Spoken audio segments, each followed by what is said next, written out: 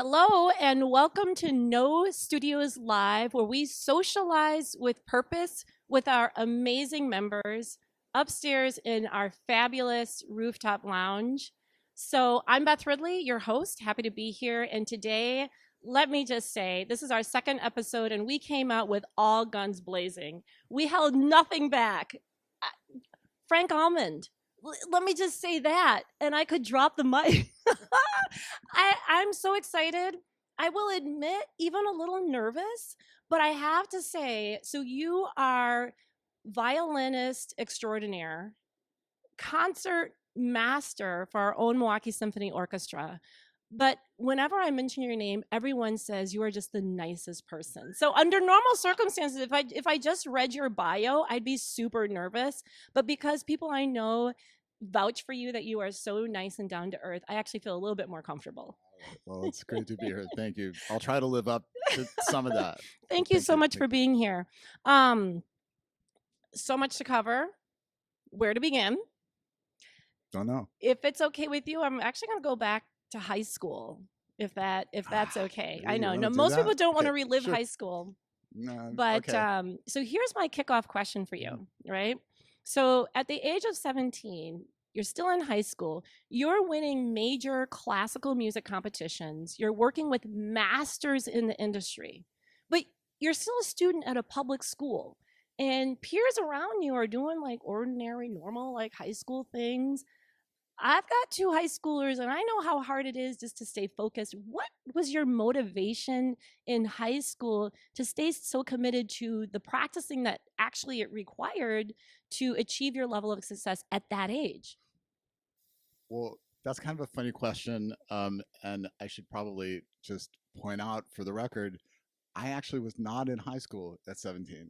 Oh, my answer set the record straight. to trying to get through all of that was to get out of high school. I love it. Which I did when I was 15.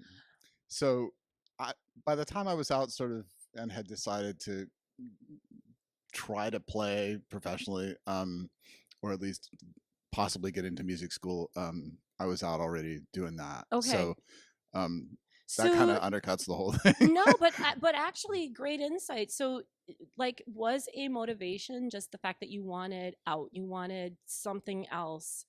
You recognize that at an early-ish age.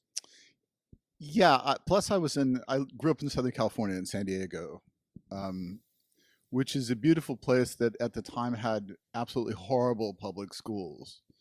And I didn't like high school at all. I mean, a lot of people don't like high school, but I really didn't like high school. And I had stuff I wanted to do and found a way to sort of build up enough credits and whatever to get out. So that was really what it was. I wasn't quite sure exactly what I was going to do when I got out, but I also, a key thing that happened at that time was I found a teacher, a violin teacher, who we kind of clicked. And there was a period of time just before I got out of high school where I really wasn't playing much at all. I mean, I knew I was good at it, but I wasn't sure I wanted to do that, like for real.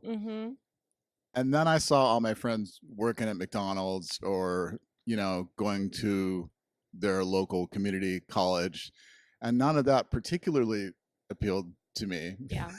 Yeah. So I thought, I'll give it a shot. And I love it to hear you say now, nah, give this a go. Well, the alternative was really either that or hang around and wait and see what happens. Yeah. But with music schools, generally you need to do it earlier, just because physiologically the way that things develop.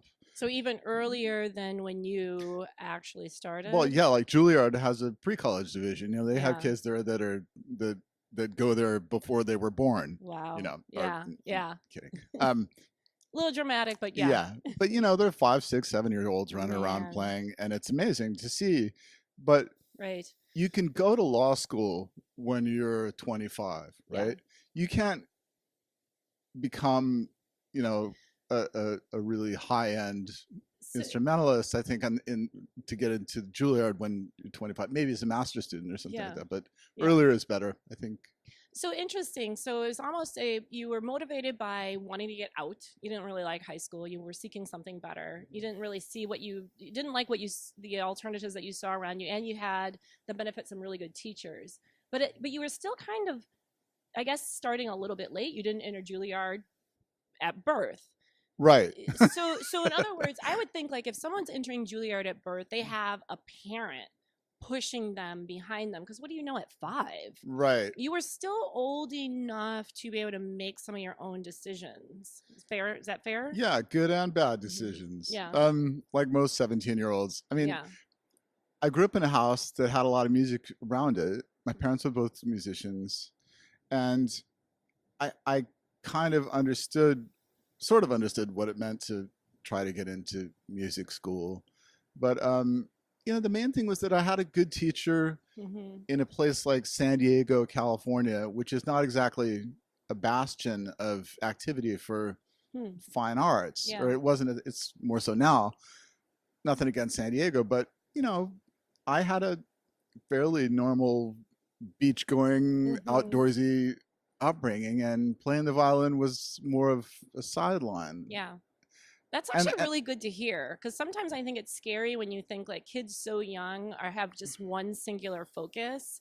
It seems like you grew up with a little bit of balance, maybe more so than some of your peers who were at Juilliard. yeah, definitely more than some people I met in New York. Yeah. uh, I didn't have stage parents, Yeah.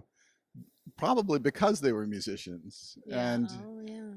I have two brothers, and I think it horrified them in a certain way that two of us went into music ultimately, you know, because they knew kind of what it was about. And They knew too much. yeah, well, yeah, they knew enough to push us that way if we wanted to do it. And that was really what was key, because Yeah. they understood that the self motivation is really what's going to get you Yeah. past a certain point, not somebody beating you over the head Yeah. to practice. It sounds like the perfect combination, really.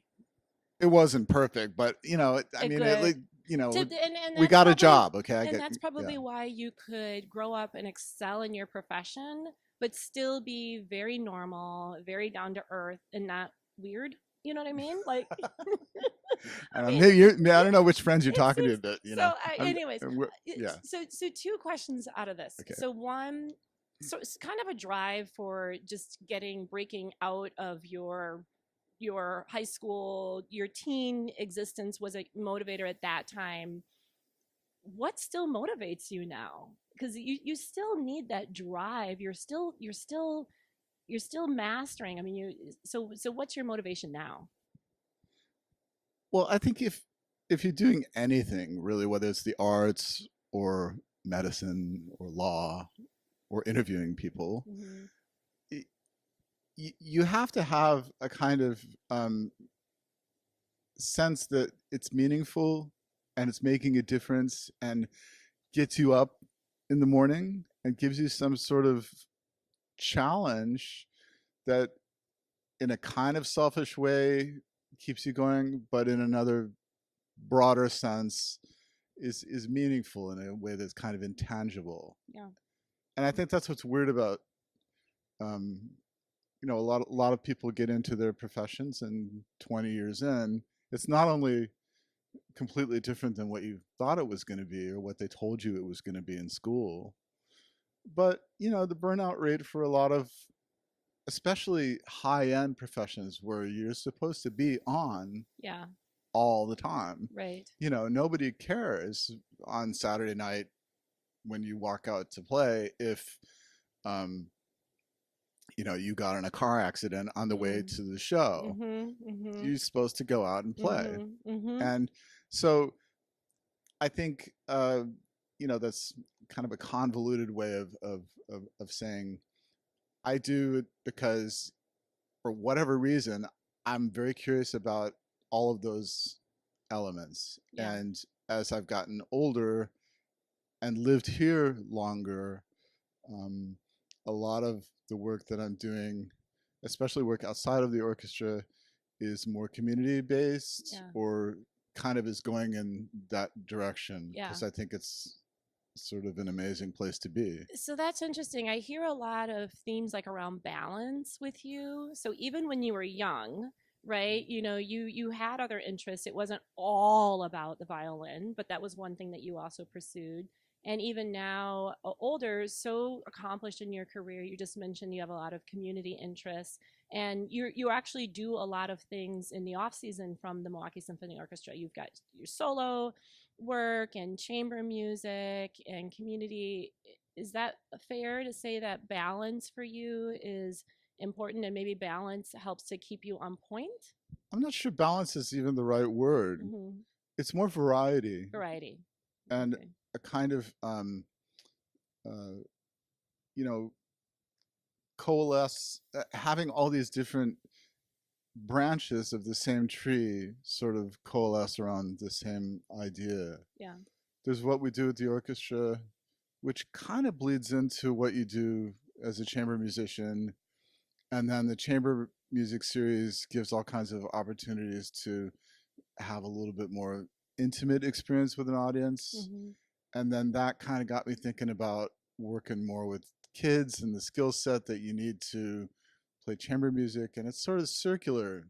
One thing that struck me though, it seems like you were really intentional at a young age. What your vision of what a professional musician was going to be for you. Maybe it helped that your parents were musicians, but you're already visualizing, well, no, I don't want to be pigeonholed into doing one thing.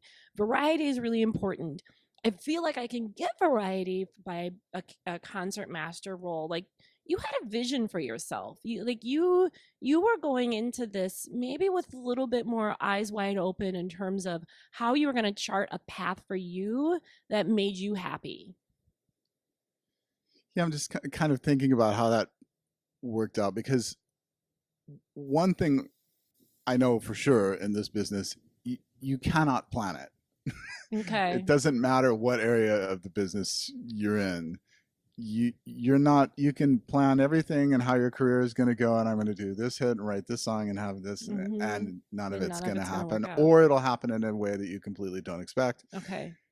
And there is And a you kind did of, you come to know that, or did you know that going in? Again, because of your parents I being think what I musicians. knew was that I was going to go to music school and then kind of take it from there. You Okay. know, you're 17, you're kind of winging it, and Yeah.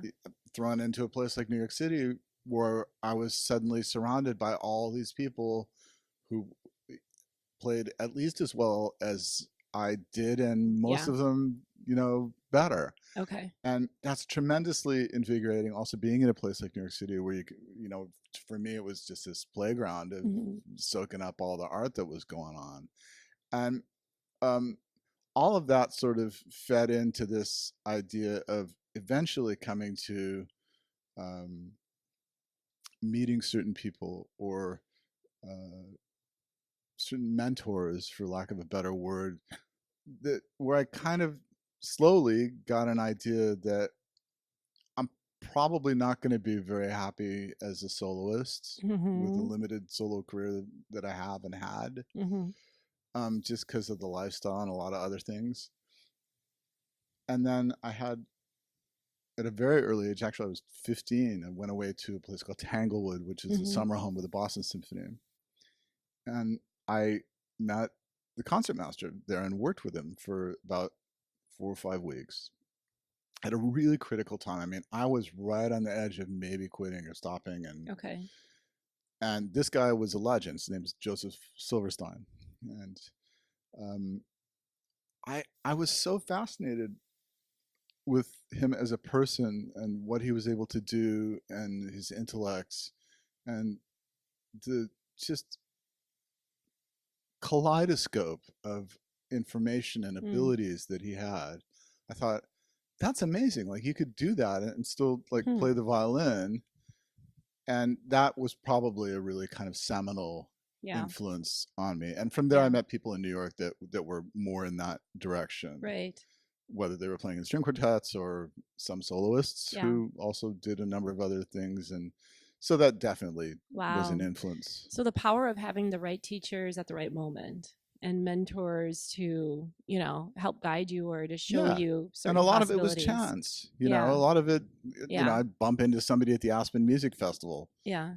and we became, I'd see him in a restaurant, we'd Yeah. talk or whatever and have a beer or But it seemed whatever. like you sort of had that mindset that a lot is out of your control, but you Yeah. were open But I to was the curious about it. possibilities, right? Yeah, which is great. And I thought I could learn from them. That nimble mindset, I Yeah. think, is really critical. Yeah. All right, so back to a concertmaster. Right. For the rest of us, what exactly does a concertmaster Right. do? I know, it's such a Or I should say, what do you do in your role as a concertmaster? I mean, well, on the base level, like the most practical level, I guess the best description is you are the principal first violinist. Okay.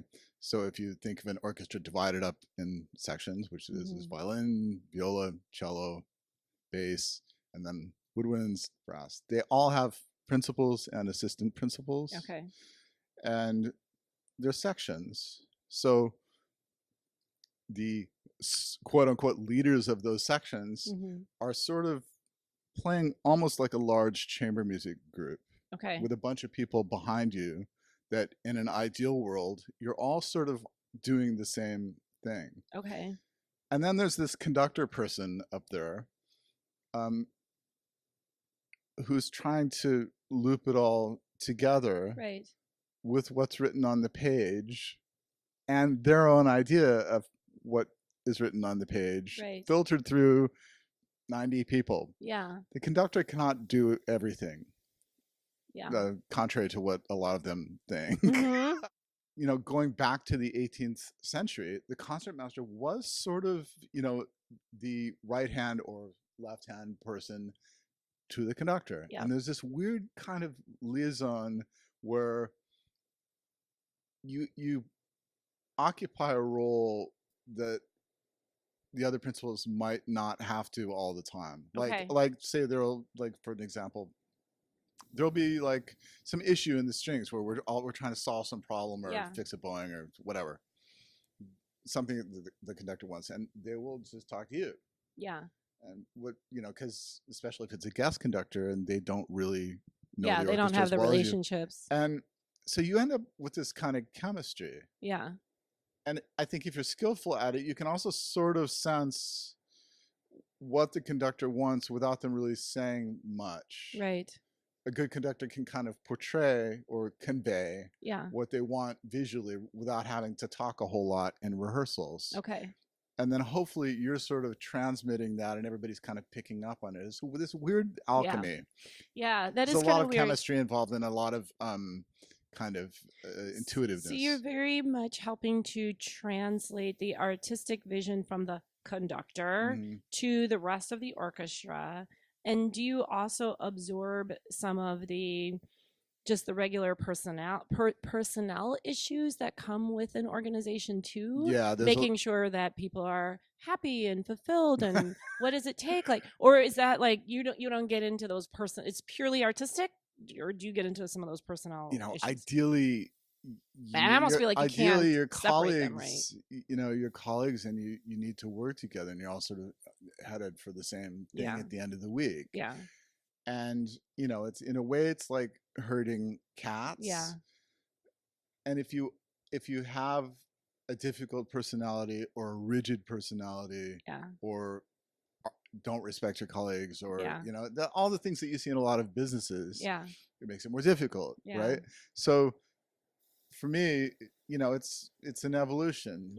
I try to learn something every day to make those skills better. Yeah. There are also practical things like in terms of personnel, you sit on most of the audition committees. Yeah. If there's an issue that maybe needs to be discussed in private with the conductor, or the conductor wants to work out something off stage, or if something with a soloist, sometimes they'll turn to you and say, well, why don't we try this? Yeah, let's try that. Or I don't think that's going to work, Yeah. So it's a lot of different. So I'm having an appreciation. This is like a really big job, multifaceted. Yeah, it's strange. There's a lot of hats to wear, and you also have to know, when not to say anything. I think the reason why you're really good at it is because one, you have sort of the technical, actually artistic mastery and expertise. Like people look up to you because you're good at what you do. You're really good at playing the violin. But you also, to me, you seem like you've got really good people skills in the sense that you're nimble in your approach when you need to be. You sort of have this curiosity and this flexibility about you that's just kind of innate. I would imagine that those are a nice combination of skill sets that lend itself well to the job. I hope so. I mean, I'll say you would have that. been I mean, fired the other, by now if you didn't. If you'd been in this role for a while. I think that if you set the tone in terms of just your style of playing, Yeah. that becomes a big part of it as well. Yeah. If you have somebody up there that has a very small kind of personality, Yeah. it's probably not going to work in that chair. Although you do need to know when to kind of just be part of the machine Yeah. and the section. Yeah. Yeah. But at the same time, you know, you're supposed to be able to play all the concertmaster solos and have a, you know, an approach that's going to set the tone. Yeah. Shall we say? Yeah. Yeah, it's nice to have it all together like that. Yeah. But I would be remiss if I didn't say that, you know, there's some spectacular violinists in that section. Yeah. That can do stuff that I can't do. Yeah. And there's but a I lot think of having stuff. that respect is more, you know, it's appreciating that. It's appreciating that there are some extremely talented professionals that you're leading, and you're not always better than them. And I think affording that respect when you need to, I think, enables them to see you as that leader. And there's a lot of really great soloists that would be terrible concertmasters, for example. So. You know, it's just not. It's just two different animals, and it's a weird combination. It seems like a very weird combination. It's very fascinating, though, especially if I try to like articulate it in sort of like business sense. Like, yeah, that's a job that not a lot of people would be good at. Well, it's also strange because I'd say 80% of what happens in that chair and that job, people don't see. They see you walk out on Saturday night or on Friday night. Yes. And there's this ritual where you walk out and, you know, the orchestra tunes and then you sit down. I am still trying to figure that out, but it's left over from, you know, 18, whatever. But the real stuff happens during the week, in the during practices, the rehearsals, and I wanted to ask you about that, these rituals. Okay, so as just a regular concert goer, you're looking at everything occurs as it should. Let's just say few surprises. There's few things that I see up in my seat where I'm like, oh, well, that was different, right? And the music is beautiful, and people applaud, and it looks seamless. It looks perfection. I want give me a story. Glad it looks that way. Yes, and I know when you're down in it, like it probably isn't. But give me a story, because you guys are all at the top of your game in terms of like professionals, right? It's not likely that somebody's missing a beat or played the wrong note, but what goes wrong, or what has gone wrong that the layperson just may not see, that happened down in the trenches. Yeah. I mean. There's lots of little things that happen that we might notice and nobody else notices, which is part of our job as well. Yeah. But it is supposed to be this sort of well-oiled machine with a certain formality that I don't always, appreciate. Really, I wish it were less stiff sometimes. But we've had all kinds of crazy stuff happen during shows. Like, okay, give me one. Throw one out. Let's see.